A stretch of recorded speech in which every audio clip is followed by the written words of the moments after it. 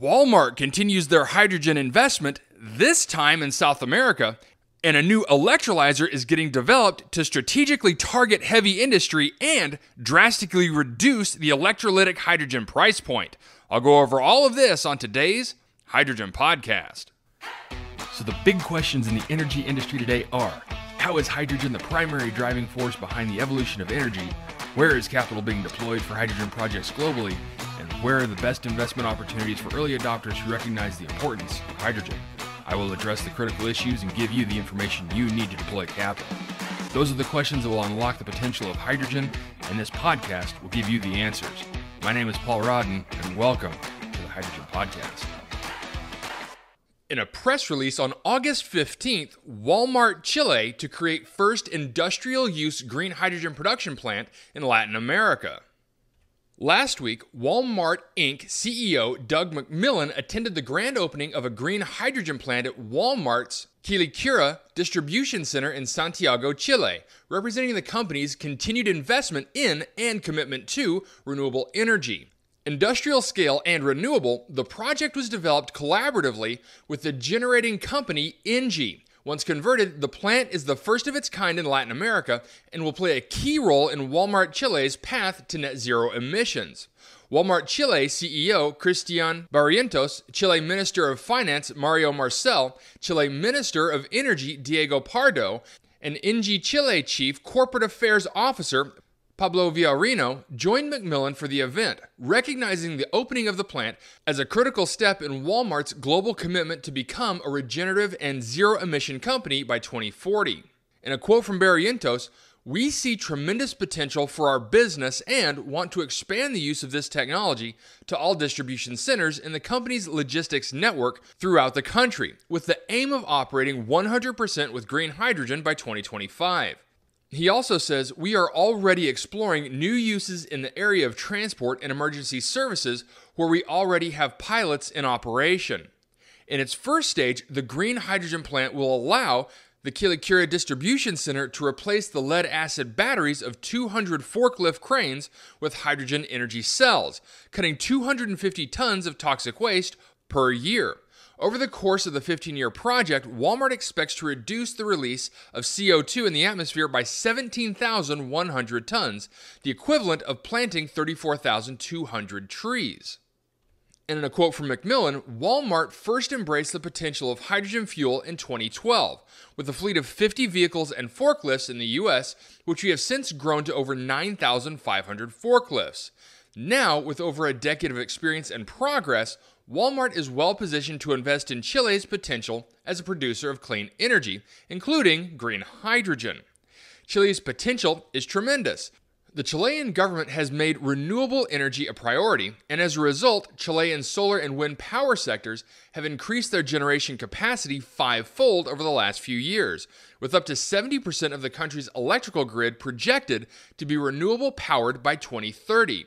This gives Chile a unique opportunity to develop a competitive green hydrogen industry powered by low-cost renewable resources while driving a sustainable economy around it. Walmart has made impressive and meaningful advances towards its climate goals, like incorporating renewable sources through self-generation and the purchase of certified renewable energy.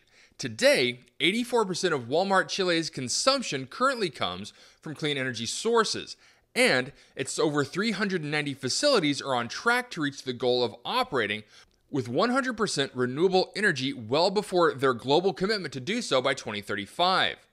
Again, according to McMillon, we've set a goal to become a regenerative company, a company that leaves things better than we found them. The energy transition our world needs isn't an easy one, but by working together, we can do it. Okay, so some very interesting news from Walmart and some very positive news for Chile. Now, this comes on the heels of our talk about Amazon promoting hydrogen and what it looks like for a global juggernaut corporation navigating the geopolitics of the energy transition. Now we have a small peek behind the curtain of where and how Walmart is focusing some of their attention and investment in hydrogen. And Chile is a prime location for this. While most organizations are looking at either North America, Europe, or Asia, there's a great opportunity in South America, specifically Chile for hydrogen generation. Chile ranks 9 out of 10 for oil and gas producers in South America. As such, they're a net importer for energy resources. So with that mindset, there's a huge opportunity there for electrolytic hydrogen, and Walmart has taken notice. They and others are starting some rather large investments into the hydrogen economy in Chile, and I do see some good potential there. Now the question remains, outside of Walmart, what other offtake opportunities for hydrogen are currently available and what could be available in the near future? Once we can answer that question, I think we'll see more attention and investment that's going to shift to South America, specifically Chile. Next, in a press release on August 15th, BP leads $12.5 million Series A investment in Advanced Ionics.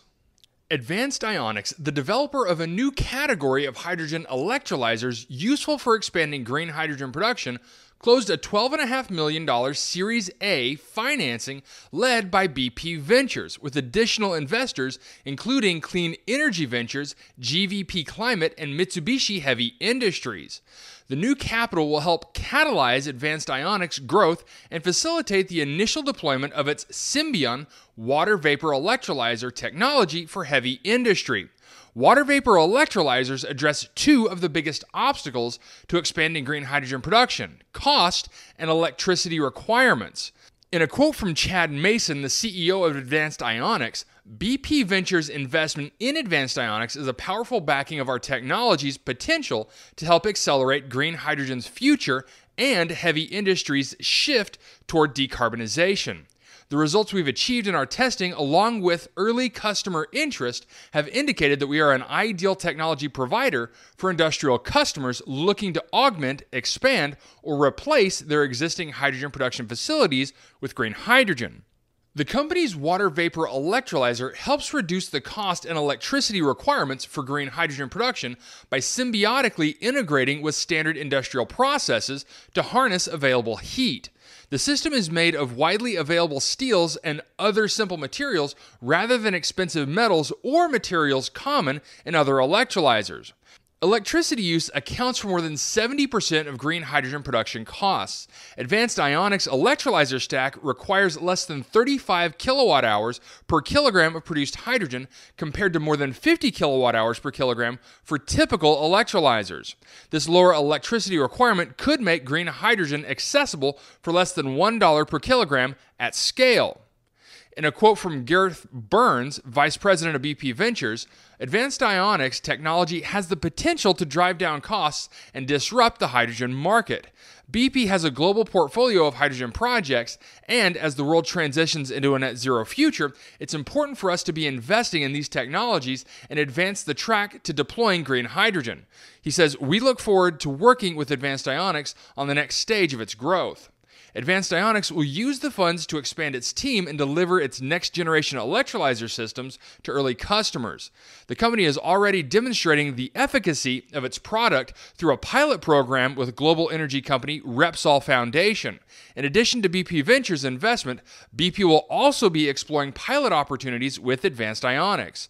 Other investors in Advanced Ionics include Aster and angel investor collectives Clean Energy Venture Group and Swan Impact Network. Hydrogen is one of BP's 5 transition growth engines, which also includes bioenergy, convenience, electric vehicle charging, and renewable and power. BP plans to increase its investments in those businesses through this decade, while at the same time investing in today's energy system, as it delivers its strategy of becoming an integrated energy company. Well, a big congratulations to Advanced Ionics on their Series A fund round. Now, as you all know, if it's possible, I like to focus on the economics of whatever it is that I discuss, since ultimately, it's the economics that drive decision making. And there are some new technologies coming to market now and in the near future that have the potential to be complete game changers on how we think about cost competitiveness with legacy energy sources. This application that Advanced Ionics has developed, while more niche than other electrolyzer companies, looks to strategically target one of the, if not the, largest potential offtake opportunities in the near-term hydrogen utilization, and that's heavy industry. Now, the price per kilogram they quote in this piece of under $1 a kilogram is vital, and right now, I don't know if that's including any government incentives. But either way, that price point makes the conversion to hydrogen extremely appealing for heavy industry wanting to decarbonize.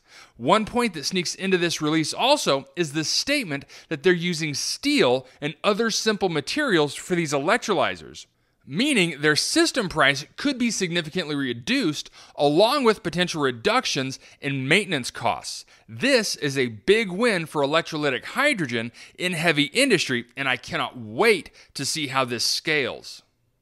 All right, that's it for me, everyone. If you have a second, I would really appreciate it if you could leave a good review on whatever platform it is that you listen to. Apple Podcasts, Spotify, Google, YouTube, whatever it is. That would be a tremendous help to the show. And as always, if you ever have any feedback, you're welcome to email me directly at info@thehydrogenpodcast.com. So until next time, keep your eyes up and honor one another. Hey, this is Paul. I hope you liked this podcast. If you did and want to hear more, I'd appreciate it if you would either subscribe to this channel on YouTube or connect with your favorite platform through my website at www.thehydrogenpodcast.com. Thanks for listening. I very much appreciate it. Have a great day.